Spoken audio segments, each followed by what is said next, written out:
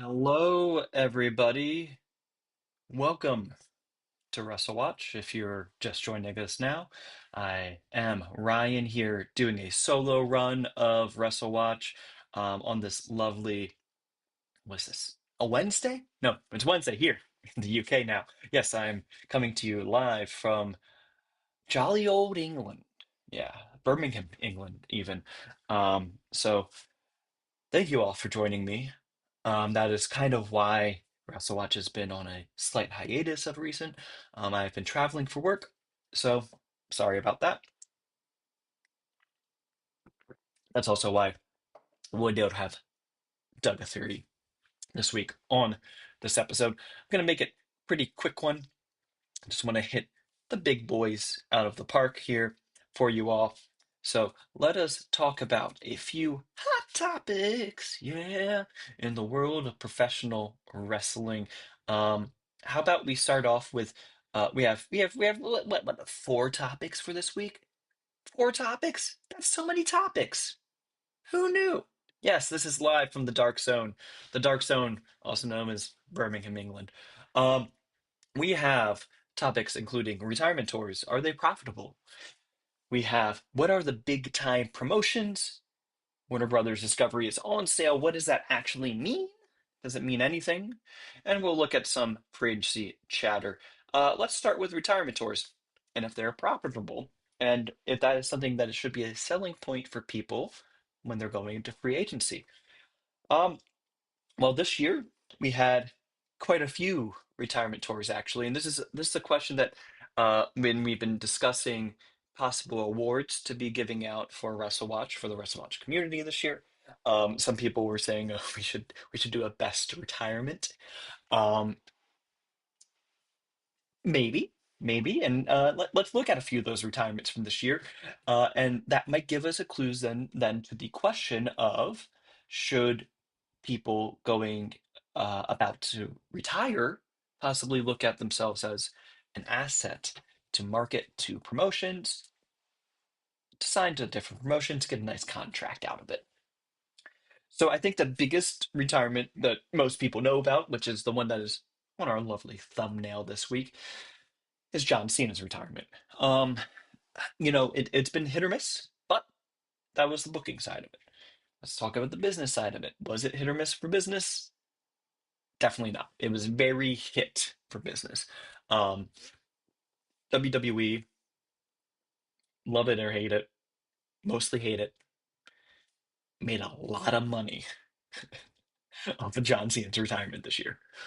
In particular, in Washington, D.C., this past Saturday, they broke their record for the most money they've ever made for a TV taping, just from the ticket sales alone. So, what is that going to teach WWE? The lesson it teaches them is do more retirement tours. And that's the lesson, right? Why would you not when you have all these assets ready to retire, right?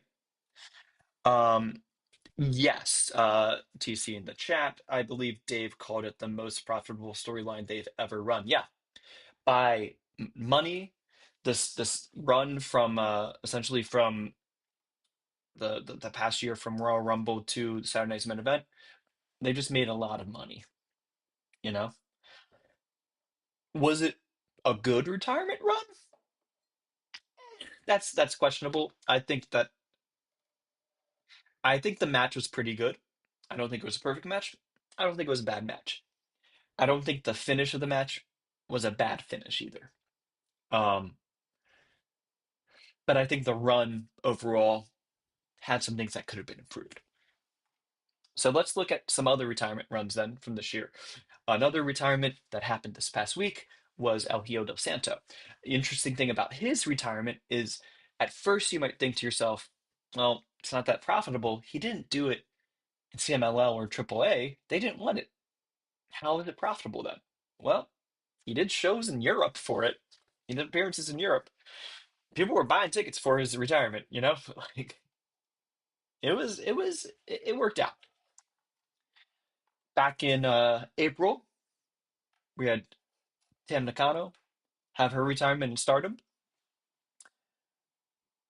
I think that you have to look at the rise of Saya Kamitani and tie it to that retirement angle, that storyline, and say there is an A to B, there is a cause to effect. Like I know that Saya has had a fantastic year. She won the Tokyo Sports Award for the MVP for this year, but you have to say part of that is retiring Tam, right? So I think that you have to partially say that the rise of business for Stardom this year was due to her retirement. Okay, okay, we're seeing a theme here. We're seeing something going on here, aren't we? And yes, Tanahashi just sold out the Tokyo Dome. That is probably the biggest one to say is that we had somebody retiring to the tune of selling the most tickets in Japan since the 90s. Think about that for a second. It has been over 25 years since anybody has sold as many tickets for one show in Japan as Tanahashi is just from retiring. He already was on pace. The show was already on pace to sell out, the regular sellout, right? Just from Tanahashi retiring alone. Adding Okada to it put a little sauce on it.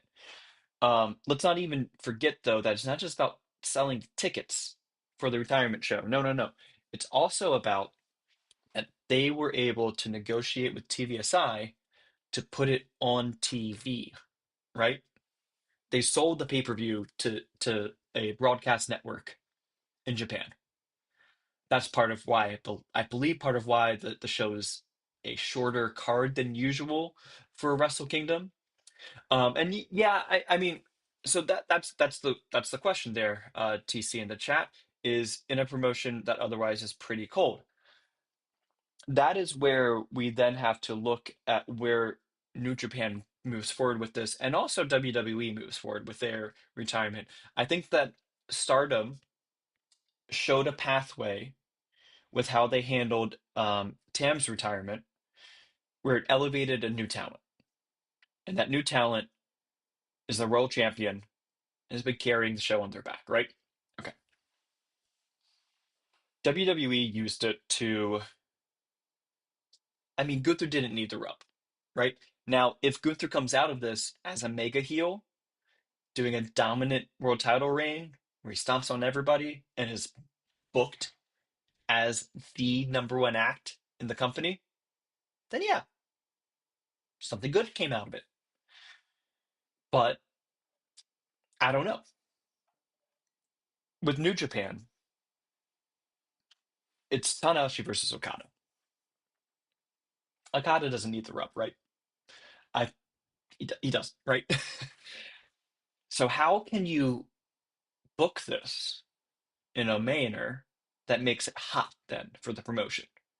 That people come out of that show thinking, damn, New Japan's on fire. I need to I need to keep an eye on some guys that are in New Japan, right? We have 1 second.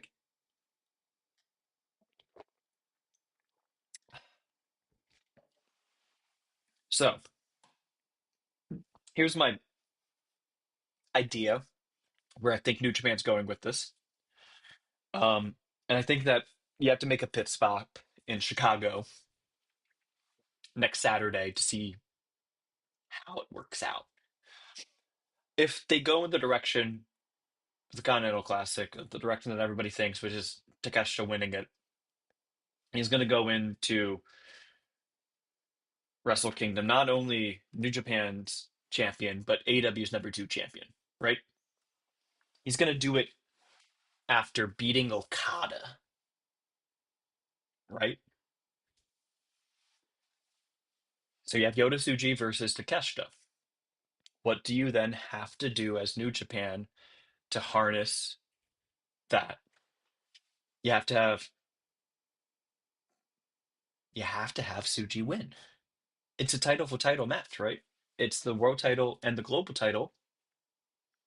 Tsuji can get the world title from Takeshita off the guy that is the number two champion in AEW who just beat Okada. That's big for New Japan. That is what's going to keep them having momentum. coming off of this retirement. That's the thing that the people who are tuning in to see Tanahashi's last match will say, "Oh wow, there's something here that I want to check out." Same thing with the junior heavyweight four-way. Is it odd that it's not a title match? Yes, it is odd. However, it builds to you watching the next episode or New Year's Dash because whoever wins that four-way is going to challenge for the junior heavyweight title. So that is a little bit of a, hey, here's a carrot for you to try out, taste it, get a little treat snack out of you, sample it. If you like it, stick around with us next week or in a few days for New Year's Dash. And there's Aaron Wolf, which hopefully turns out well. He is seems to be very beloved in Japan, and that's something that New Japan needs to do is harness more the Japanese crowd, Japanese stars. So there are ways that I think New Japan can look at this as this is the next generation. We're building towards the next generation. This show is us showcasing what is next for us here at New Japan, right? I think that that is what has to be looked at from this card. Um, and we can compare it then to John Cena's last match card, where they had Cody Rhodes versus Obafemi, uh, which everybody was kind of like, "Ooh, that's interesting. That's an interesting matchup." Okay, okay, what's going to happen here? Ended in no contest. They had Sol Ruka go over a pretty stale Bailey, so it's not. I mean, it's a quality win for Sol on her overall record, but you know, eh. They had AJ Styles and Dragon Lee win in a 6.5 minute match versus Javon Evans and Leon Slater, one of whom WWE doesn't have under contract in Leon Slater. So I don't know if WWE booked John Cena's last match in a way, the Saturday Night's main event, in a way that gave enough samplers and that I think that they're going to actually continue on with the samples that they've given people now. And that I think is the biggest thing with the retirement tour is you have to put somebody over. You don't have to have that person beat you on the way out, but you have to get somebody over, right? Sting's retirement, he got Darby over. That's all that matters, right? Didn't matter that Sting won or lost that last match. It's that he got somebody over with his retirement run. That's the big thing. So, retirement tours, are they profitable? Are they something that wrestlers that are looking to retire coming up with a contract running out, that they should be marketing to companies and saying, hey, I would love to retire in your company. Here is the amount of money that I would like. Here's my thoughts on my run, all those kinds of things. Chris Jericho allegedly is pitching retirement run angles for himself in these contract negotiations. I think that he's the big fish right now of retirement runs. So I think that he's going to make a lot of money for himself off of this, and he's going to have a lot of leverage now after we look back on 2024 or 2025, excuse me, that's the year that we're in, 2025. Once we look back on 2025, I think people are going to say, yeah, yeah, Chris Jericho, smart idea to try to do that with your retirement run. That kind of gets me into talking about this question that we had. I think I'm trying to remember which wrestling personality said something about like this wrestler's now in the big time. It might have been Mark Henry or somebody like that. Um, and so there was a question from the community about you know who which promotions are the big time then. And this is something that I've done some analysis on um, because I was looking at the PWI Women's 250 that was released, and I tried to predict the 250. The way that I did it was I looked at the criteria to the letter, and for achievements, I used the world titles that PWI recognizes, and then tried to figure out a formula of how prestigious each one is.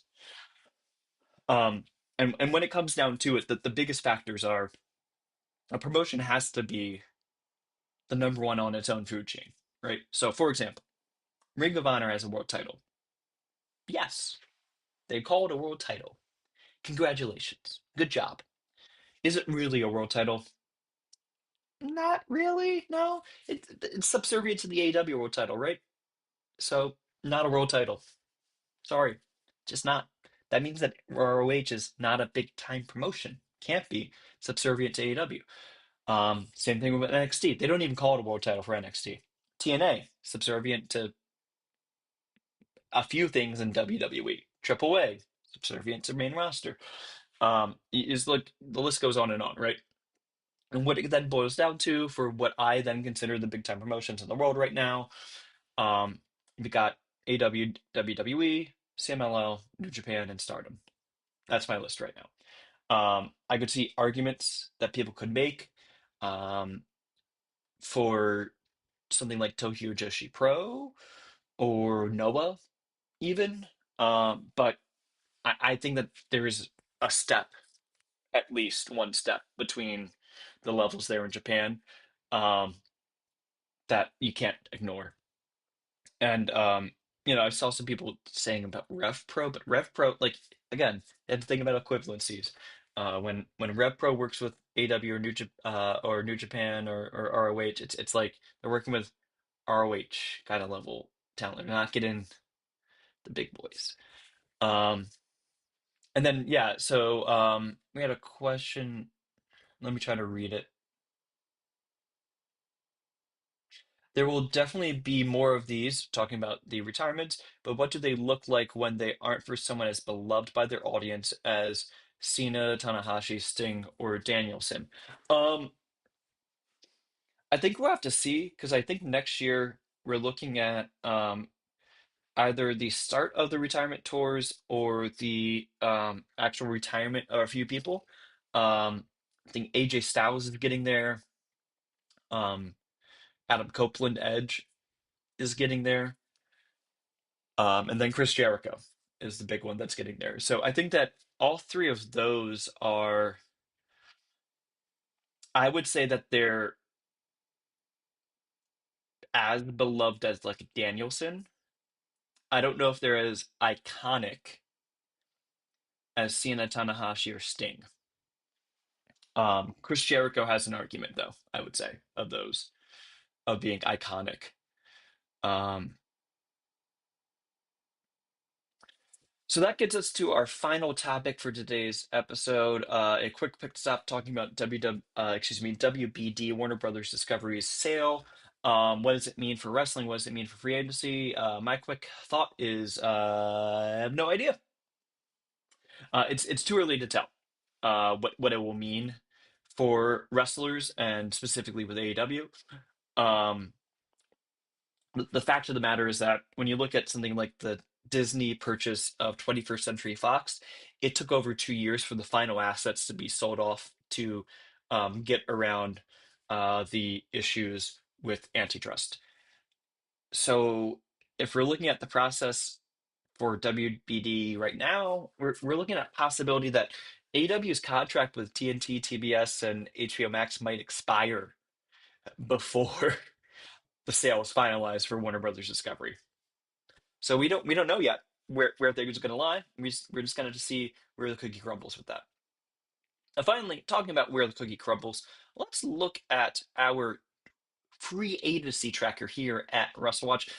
We have up in certain Adam Priest and Lacey Lane. Lacey Lane was reportedly signed by AEW, but she hasn't appeared since the signing. So we're going to just keep her in certain until we get cold, hard confirmation in front of our stupid faces that she is legitimately all elite. And likely we have Michael Oku, Chris Jericho, and Zeta Steel. Zeta Steel newly added to the likely tier after her appearance and a little bit of a story arc on ROH. Probable is Danhausen, very nice, very probable. Toss-ups are the British wrestler Riho, Britt Baker, Private Party, Suri, and Isla Dawn. Isla Dawn was just on the recordings for AEW for the return of AEW Dark that they did as part of the recordings in Cardiff this past Saturday. I think that it's definitely possible that they're looking at her as a local enhancement talent. But we'll see if she continues to show up and gets flights to the US with them. Possible we have Man Like Darius, The Rascals, including Desmond Xavier, Ninja Mac, Dakota Kai, Hyen, Maya World, Mike Santana. Dakota Kai finally has her next booking announced. It will be in March at the Indigo at the O2 Theater at the O2 Dome. It's for Eve. She'll be facing Chris Statlander in the promotion that Will Ospreay assists in booking. Um, I think the big thing in there isn't that it's against Chris Statlander or that it's Will Ospreay's eye. I think it's that it took that much for her to get a booking. So not that like I don't want to speculate in negativity, but I think there is the possibility of a situation where her fee might just be a little bit high and that she's being a little bit more selective with her bookings. And unlikely, we have Bailey, Bozilla, Miyu Yamashita, Priscilla Kelly, Shayna Baszler, and Clark Connors. Nothing to update there. And down in remote, we have Leon Slater, Saraya, The Miz, Maki Ito, Dragon Lee, Tetsuya Naito, AJ Styles, Shinsuke Nakamura, Gabe Kidd, and Anna Jay. I think Leon Slater is somebody. I think he's somebody that I want to keep an eye on with this, considering that he is the only TNA talent to get featured on that Saturday Night's main event. Maybe, just maybe, TNA. Oh, yeah, that was something that we did discuss. TNA is now going to have a contract to appear on AMC coming up here. Um, Allegedly, this is a period now where WWE can decide to cancel their partnership with TNA. Um, Essentially, the partnership, it sounds like then was the purpose of it was TNA getting a TV deal. So we'll see if Leon Slater keeps appearing in WWE, I suppose. We will see. How about we look at two hot takes for this week? First one is Harley Cameron was booked better in 2025 than John Cena. I'm gonna let that one marinate for 1 second. This is a thought that I've thought about a little bit when I was watching Harley Cameron's speech after winning the World Tag titles in AEW this week. Not because I was thinking, wow, she had a better year than John Cena. No, I was just thinking about the arc for her from this spring when she had her program with um, Mercedes Monet for the TBS title, and the arc from there to now being a title holder in AEW, and how she's had a fantastic year. Um, was it better than John Cena's year as far as booking is concerned? I'll let you all decide that one. I am just going to say I don't think this is a hot take. Let's go with the next hot take. Philip Rivers being so good at 44 to be taken out of retirement when he's on the semifinalist ballot for the Hall of Fame confirms his status as a first ballot Hall of Famer. That is a hot take from the NFL, and it's not a hot take either. So with that, maybe that's the end of Russell Watch this week because that wasn't even about wrestling. So without any further ado, I hope that you guys have a fantastic week ahead of you. We'll be back for more Wrestle Watch more regularly in the coming weeks when I get back to my home recording rig. Um, we'll be chatting about our year-end awards. We're just chatting amongst the Wrestle Watch community right now, trying to figure out what awards we want to give out for this year. So we'll have more news about that, I am sure, next week on our episode. But without anything else to say, I hope you all have a fantastic rest.